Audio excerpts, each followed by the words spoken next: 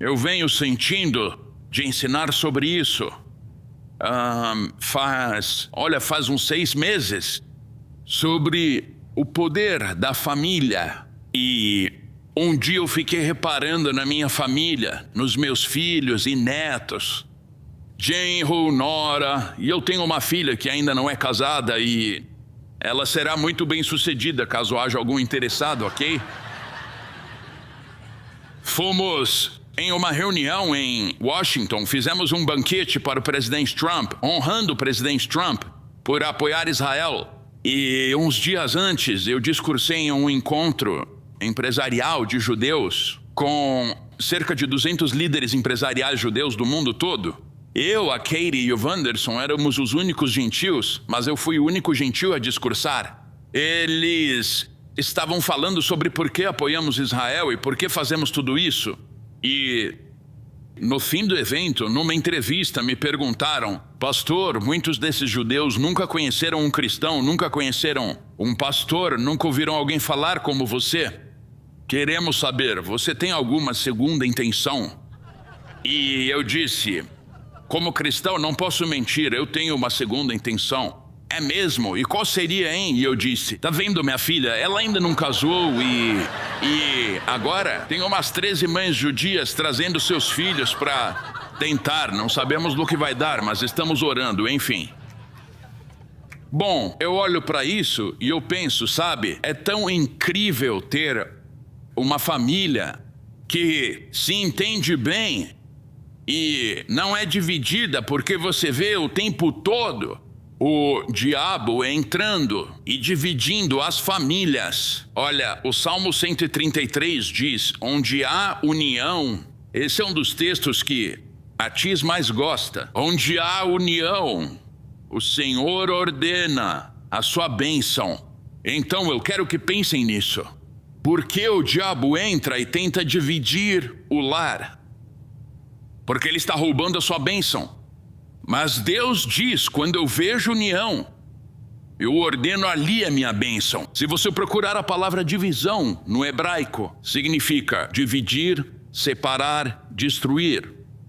O que leva o inimigo a entrar, seja entre marido e mulher, seja pai, mãe, filhos e netos, ou até entre irmãos, a razão pela qual ele tenta dividir é para destruir o destino daquela família. E hoje eu quero mostrar uma passagem sobre como quebrar essa maldição da divisão e viver na bênção da união na família. Então leia comigo no livro de Gênesis, capítulo 48, versículo 8. Vamos ler umas escrituras, tudo bem? Vamos ler um pouco, porque é uma história incrível. Livro de Gênesis, versículo 8, capítulo 48. Então Israel viu os filhos de José e perguntou: quem são estes? Agora, conhecemos a história só para contextualizar para quem talvez não conheça. José era o filho favorito de Jacó. Conhecemos Abraão, Isaac e Jacó. José era o filho favorito de Jacó. Conhecemos a história da túnica de várias cores que seu pai lhe deu. E ele vai até os irmãos e diz: olhem o que o papai me deu. E por causa do ciúme de seus irmãos, eles o pegaram e lançaram numa cova. Depois o venderam como escravo. José passou por uma terrível perseguição. Foi parar na casa de Potifar. A mulher de Potifar tentou seduzi-lo. Ele rejeitou, ela o acusou falsamente. Jogaram ele na prisão por uns 12 anos. E ele depois saiu e se tornou o segundo homem mais poderoso do mundo, abaixo apenas de Faraó no Egito. Então, olha, a família foi atrás dele, foi até o Egito. Jacó está prestes a morrer e ele pede que José traga seus 2 filhos, Manassés e Efraim, para que ele os abençoe, para Jacó impor as mãos sobre eles e os abençoar. É aqui onde nós estamos. Eles estão no Egito, Jacó está morrendo. José traz seus filhos, Manassés e Efraim, e Jacó está prestes a abençoá-los. Verso 8. Tendo Israel visto os filhos de José, disse: quem são estes? Respondeu José a seu pai. Veja, Jacó não enxergava bem. Respondeu José a seu pai: são meus filhos, que Deus me deu aqui. Faze-os chegar. A mim, disse ele, para que os abençoe. Os olhos de Israel, Jacó, escurecidos pela idade, não podiam ver bem. José, pois, fê-los chegar a ele, e ele os beijou e os abraçou. Então disse Israel a José: eu não cuidara ver o teu rosto, e eis que Deus me fez ver. Os teus filhos, vocês lembram, Jacó achava que José havia sido morto.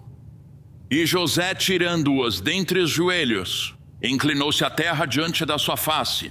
Depois tomou José a ambos, a Efraim na sua mão direita, à esquerda de Israel, e a Manassés na sua esquerda, à direita de Israel, e fê-los chegar a ele. Mas Israel estendeu a mão direita e a pôs sobre a cabeça de Efraim, que era o mais novo, e a sua esquerda sobre a cabeça de Manassés, cruzando as mãos, não obstante ser Manassés o primogênito. E então ele abençoou a José, dizendo: o Deus em cuja presença andaram meus pais Abraão e Isaque, o Deus que me sustentou durante a minha vida até este dia, o anjo que me tem livrado de todo o mal, abençoe estes rapazes, seja neles chamado o meu nome e o nome de meus pais Abraão e Isaque, e cresçam em multidão no meio da terra. Agora aqui está a chave. Vendo José que seu pai pusera a mão direita sobre a cabeça de Efraim, foi-lhe isto desagradável, e tomou a mão de seu pai para mudar da cabeça de Efraim para de Manassés. E disse José a seu pai: não assim, meu pai, pois o primogênito é este. Põe a mão direita sobre a cabeça dele. Mas seu pai o recusou e disse: eu sei, meu filho, eu o sei. Ele também será um povo, também ele será grande. Contudo, o seu irmão menor será maior do que ele, e a sua descendência será uma multidão de nações. Assim os abençoou naquele dia, declarando: por vós, Israel, por vós abençoará, dizendo: Deus te faça como a Efraim e Manassés. E pôs o nome de Efraim adiante do de Manassés. Agora, o que temos aqui é algo que, como ocidentais, nós não entendemos na essência. Espero que façam isso com seus filhos. Veja, quando ele trouxe Manassés e Efraim, Manassés era o primogênito. O primogênito numa família recebia pelo menos o dobro, financeiramente, economicamente, na herança. Então, ser o primogênito e ter o pai ou o avô impondo as mãos sobre você significava muito. Significava poder e autoridade e também bênção financeira. Então, quando Jacó disse a José: traga-me seus filhos, ele deu uma pista do que ia acontecer. Ele disse: traga-me Efraim e Manassés. Manassés era o primogênito, e ele não disse: traga-me Manassés e Efraim. Ele disse: traga-me Efraim e Manassés. E disse: eu os abençoarei e os farei como meus próprios filhos. Quando você olha para as tribos de Israel, Manassés é uma delas. As tribos de Israel são nomeadas a partir dos filhos de Jacó. Mas ele disse: estou prestes a fazer algo que vai mudar o mundo. Eu vou pegar os meus netos e eu vou trocar a herança deles, e eu vou colocá-los como nomes iguais entre todos os meus filhos, entre as tribos de Israel. Então ele traz os meninos, e enquanto ele está com Manassés aqui e Efraim aqui, ele, em vez de colocar a mão direita sobre Manassés, o primogênito, ele cruza as mãos para liberar a porção dobrada de bênção sobre Efraim. E Manassés, o primogênito, recebe menos. Agora, por que ele fez isso? Primeiro, há uma razão muito importante para isso. Primeiramente, os dois, Efraim e Manassés, foram os primeiros irmãos nascidos em terra estrangeira. E a sabedoria judaica antiga diz: não importa como esteja a sociedade, você continua servindo a Deus, continua vivendo para Deus, continua sendo temente a Deus. Não importa o que ensinem na escola, não importa o que ensinem nos filmes, não importa o que dizem nas músicas, você permanece vivendo para Deus. Não importa o que os outros façam, não importa o que seus amigos egípcios façam. E vejam só, Efraim e Manassés eram os filhos, era como se fossem filhos do vice-presidente. E eles não se aproveitavam de nada. Eles diziam: ainda que tenhamos todo esse direito, ainda que tenhamos todo esse privilégio, ainda que tenhamos todo esse poder, ainda que tenhamos todo esse dinheiro, não vamos viver como o mundo. Vamos viver de acordo com o que Deus disse na sua palavra. Nós seremos jovens tementes a Deus e viveremos para Ele, servindo ao Deus de Abraão, Isaque e Jacó. Então, por causa disso, Deus diz: vou fazer de vocês um exemplo. Vocês nasceram numa sociedade ímpia, mas ainda jovens decidiram ser tementes a Deus. E por causa disso, eu vou abençoá-los para que toda a nação de Israel conheça o nome de vocês. Agora, como é que a nação de Israel conhece o nome deles? Bom, no Shabat, no sábado, quando oramos por nossas filhas, dizemos que elas sejam como Rebeca, Sara, Raquel e Lia. Isso vem sendo feito desde aquele tempo. Que sejam como Rebeca, Sara, Raquel e Lia, que todas as nossas filhas herdem o espírito delas, a bênção delas, o poder delas, a unção delas. Mas quando se trata dos nossos filhos, dizemos que sejam como Efraim e Manassés. Isso pode não parecer importante, mas você vai ver que é sim. Nós não dizemos, ou Israel não diz, que os nossos meninos, nossos filhos, nossos netos sejam todos como Abraão, Isaque e Jacó. Não dizem isso.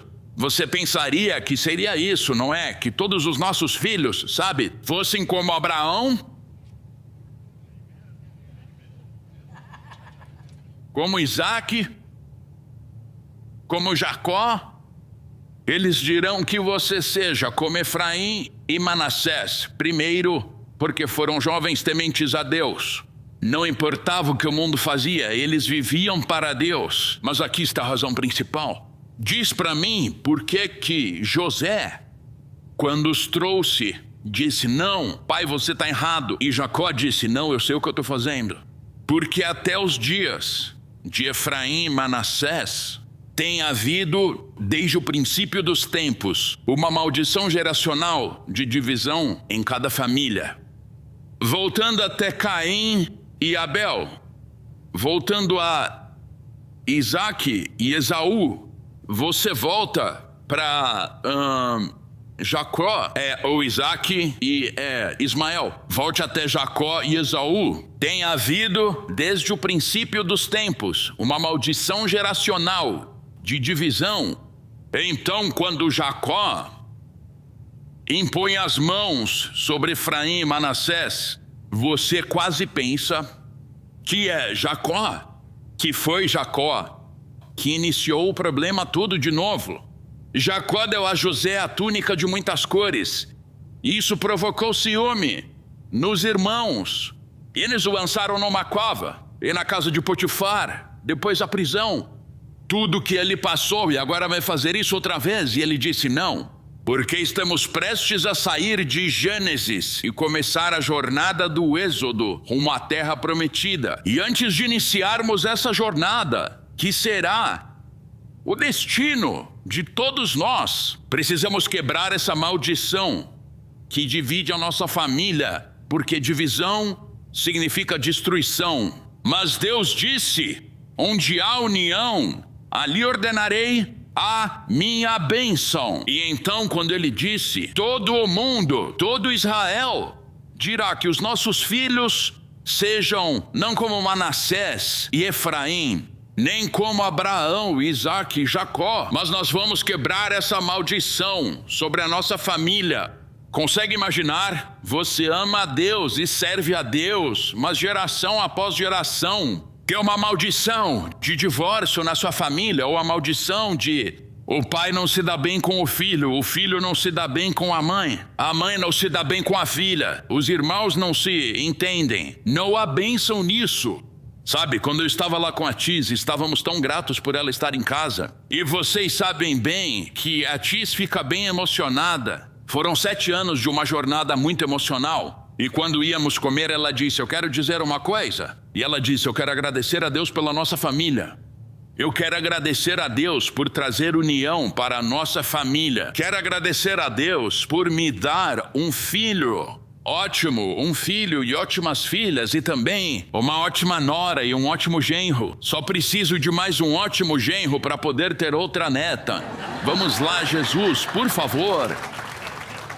Mas a coisa mais incrível é que nós somos uma família, nós nos amamos e nos damos bem uns com os outros, apoiamos uns aos outros. E o que aconteceu foi, Manassés podia ter dito, ei, porque Efraim recebeu a minha bênção, hein? Mas ele não fez isso. Ele disse, quer saber, se esse é o plano de Deus, eu aceito que Efraim receba a porção dobrada. E sabe, de Efraim veio Josué, isso é incrível. Mas de Manassés veio Gideão e o exército de Gideão. Então o que eles decidiram foi, não vamos permitir que o ciúme, não vamos permitir que a competição dividam nossa família, mas vamos ser uma família que fica unida. Porque quando estamos em união, Deus ordena a sua bênção sobre nós. E aquela maldição de divisão foi quebrada. Sabe, quando alguma coisa acontece na família, e vocês já ouviram isso, ou você fica amargurado, ou pode se tornar melhor. Coloque-se no lugar de Manassés. Coloque-se no lugar de Manassés. Ele está crescendo, e ele está seguindo a vida com a certeza de que receberá a bênção do primogênito, e receberá a porção dobrada e a túnica de muitas cores. E bem no final, as mãos cruzaram, ele podia ter dito, ei, mas não fez isso. Porque entendeu o que é família. Sabe, pessoal, Deus e família são as coisas mais importantes na sua vida. Exige esforço manter um relacionamento com Deus e também para manter o relacionamento da família. Parte o meu coração ver pessoas que não são próximas dos irmãos ou irmãs, ou então da mãe, ou do pai, ou dos filhos ou das filhas.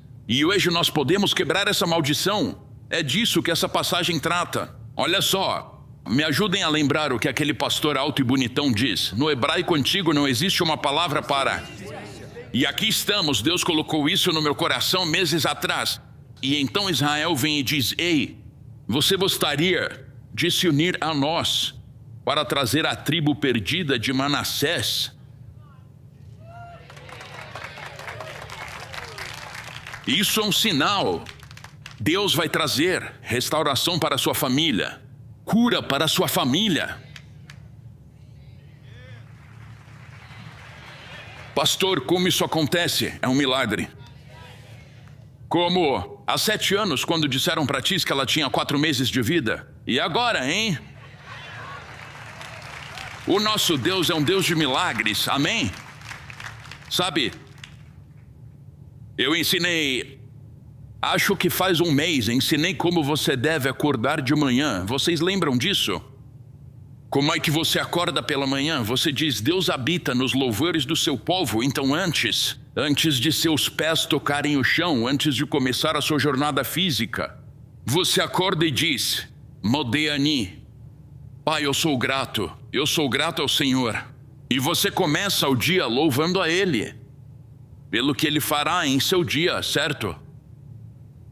Também existe um jeito de ir dormir. Um jeito certo de ir dormir. Eu ainda não tive a chance de ensinar isso. Quem aí conhece a passagem? Suas misericórdias se renovam a cada manhã.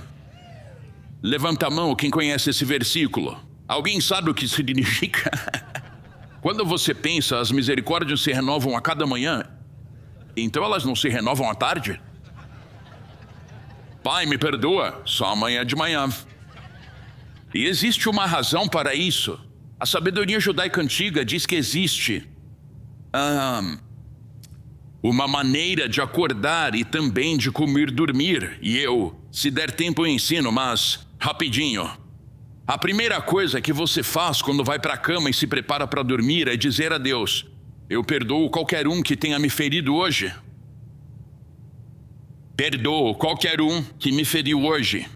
E a segunda coisa a se dizer é: perdoa-me, Deus. Se eu fiz algo que feriu alguém ou feriu ao Senhor. Podíamos pensar que seria o contrário. Sabe que primeiro diríamos: Deus me perdoa. E depois eu perdoo os outros. Mas pensa bem, quando disseram: ensina-nos a orar, e Jesus disse: perdoa-nos as nossas dívidas, assim como nós temos perdoado aos nossos devedores. Então a primeira coisa que fazemos quando nos deitamos, e pode ser que alguém tenha ferido você, talvez você nem saiba que alguém te feriu. A primeira coisa que você faz quando coloca a cabeça no travesseiro é dizer: Deus, se alguém fez algo para me ferir, eu os perdoo. E depois diz: Deus, se eu fiz algo, perdoa-me. Certo? Primeiro você perdoa, depois você recebe perdão. E então você diz o Shema. O Shema é Shema Israel, Adonai Eloheinu, Adonai Echad. Isso é, em português é: ouve Israel.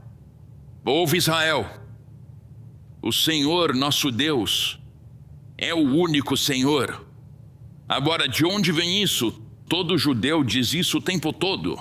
Ao levantar de manhã e ao deitar à noite dizem: Shema Israel, Adonai Eloheinu, Adonai Echad. Ouve Israel. E de onde isso vem? Vem desta passagem aqui.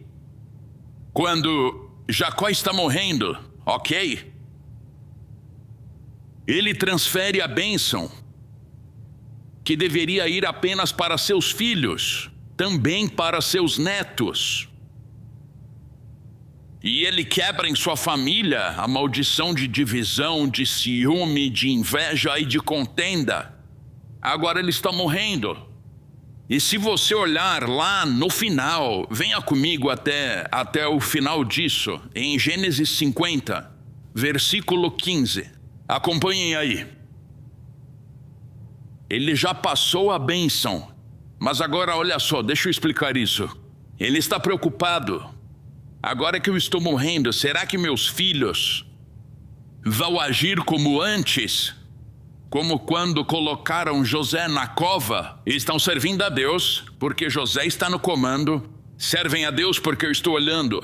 Mas será que vão servir a Deus quando eu partir? Será que vão viver para Deus? Parar de brigar uns com os outros? De discutir uns com os outros? Parar de competir uns com os outros e permitir que essa união e essa cura aconteçam em nossa família. Então ele olha para os seus filhos e diz: vocês vão fazer o que Deus manda e viver em unidade como família? E a resposta deles é: agora, qual era o outro nome de Jacó? Israel. E a resposta foi: escuta, Israel. Shema Israel. Deus é o nosso Deus. Deus é o único Deus. Nós vamos servi-lo. Vamos manter essa família em unidade. Vamos permanecer juntos. Não vamos permitir essa maldição geracional. Shema Israel. E agora, quando dizemos meu Israel, não falamos com Israel, o nosso pai. Nós falamos ao mundo. Escuta, mundo. Não vamos permitir que o diabo nos divida. Não vamos permitir que o diabo destrua nossa família. Não vamos permitir que o diabo roube a nossa alma. Serviremos a Deus, porque Ele é o único Deus. Alguém pode dar um amém? Isso não é incrível? É daí que vem. É daí que o Shema surgiu. É daí que o Shema veio. Mas deixa eu finalizar com isso. O que os nomes Efraim e Manassés significam, porque isso é muito importante. O nome do primeiro filho era Manassés. E Manassés, José foi lançado na cova, ele foi injustiçado, não foi? Ele não fez nada, só não devia ter dito: olhem minha túnica. Papai ama mais eu do que vocês. Ele tinha algo para aprender ali. Amém? Um pouco de humildade ajuda muito.